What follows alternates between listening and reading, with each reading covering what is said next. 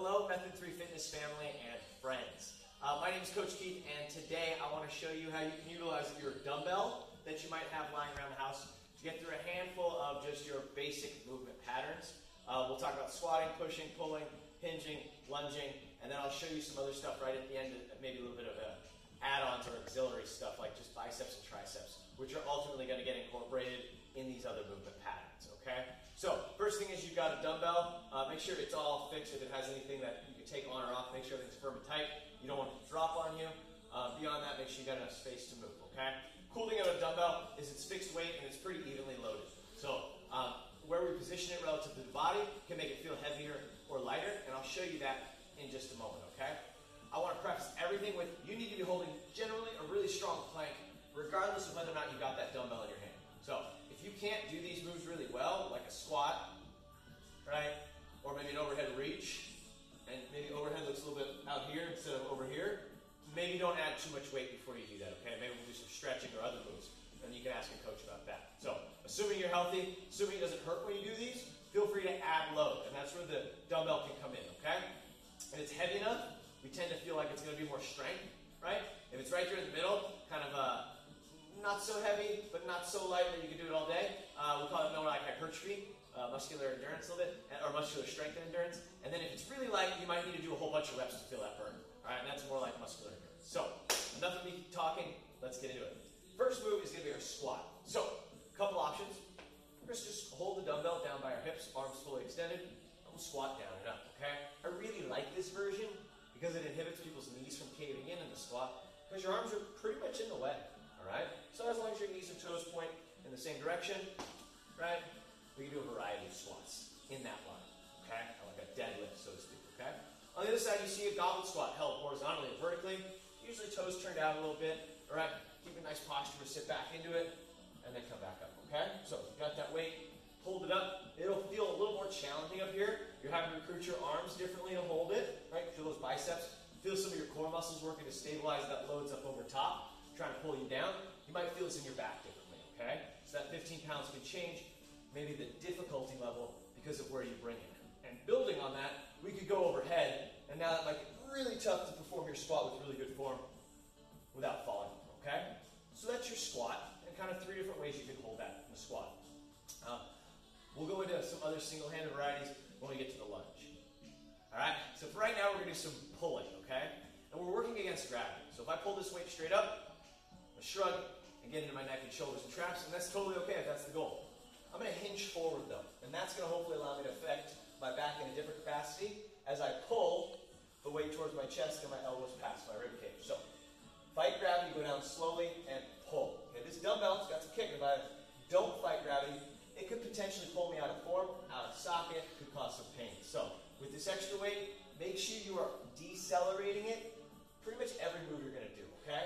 It's a nice single arm version of a bent over row, and we can turn that into a single arm version so I can support myself and pull, right, get out there. And beyond that, there's a whole bunch of different palm positionings that you could use to differently affect how you feel your back. So take your dumbbell, do the same movement, and change your palms, okay? So that would be your your bent over row.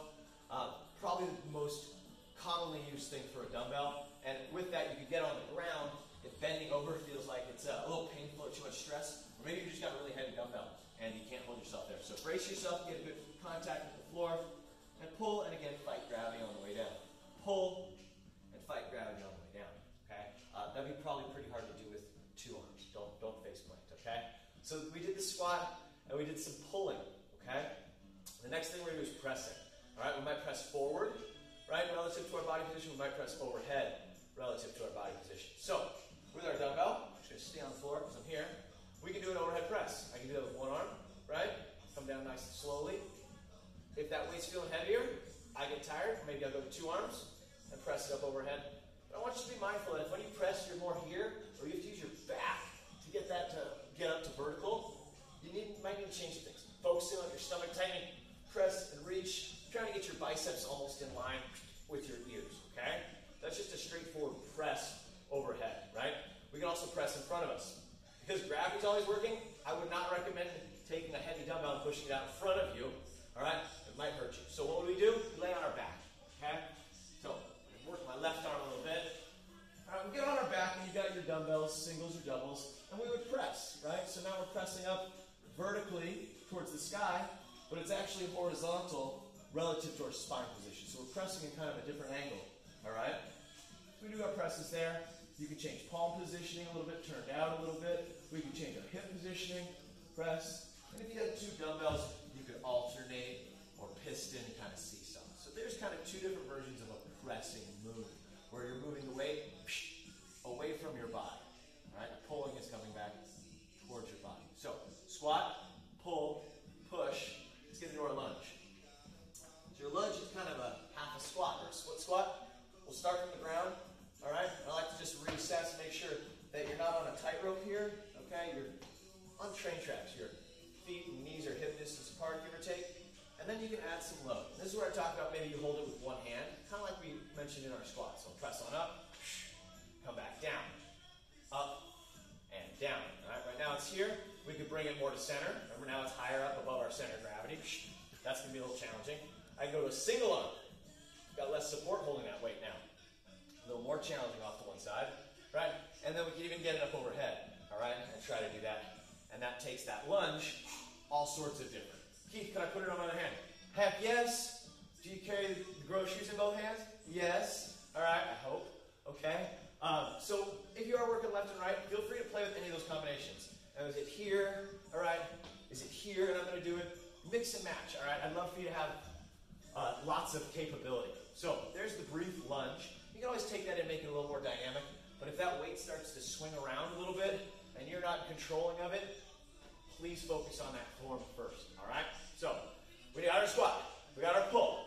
We got a push. We got a lunge. All right. Let's get into a couple more things. I want to touch base on something like your bicep curls. Curl it up, right? Try to make sure the weight allows you to complete your move with good form so that you're not throwing your hips into it. If you're trying to do something consciously like a squat to a curl, make sure the squat looks good and the curl looks good. You're not doing something like a squat to curl unless that's the goal. If you got that program for your choreographed dance, then go for it. But do listen to your body and make sure you're taking care of yourself. So bicep curls are a good one.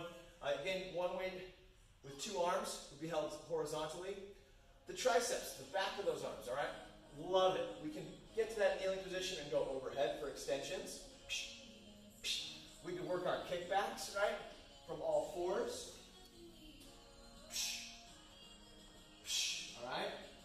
Or, right, we can get into our skull crusher down on the ground. And you can slice your triceps a few different ways like that. All right? So for your triceps, so for your biceps. And the last thing I wanted to do was show you, there's kind of two moves you can do for your abs using a dumbbell. Okay? The first one is going to be just a weighted sit-up or crunch. So, little extra resistance. Crunch. If it's in your wheelhouse and you want to sit up against it, okay? Curl up against it. Okay? So there's your sit-up or your crunch with your dumbbell. The last thing I want to show you is how you can take your plank, right? Your strong foundation, and we can use the dumbbell to agitate that a little bit. So we're going to get into our low plank position on our forearms. Dumbbells off to the right side. Feet a little wider than your hips. Bring it across the body. Left hand pulls and brings it to the left. Back to your plank. Right hand pulls it and brings it over to the right. Back to your plank. So you bring it across the body. Left to left. Right brings it right. All right?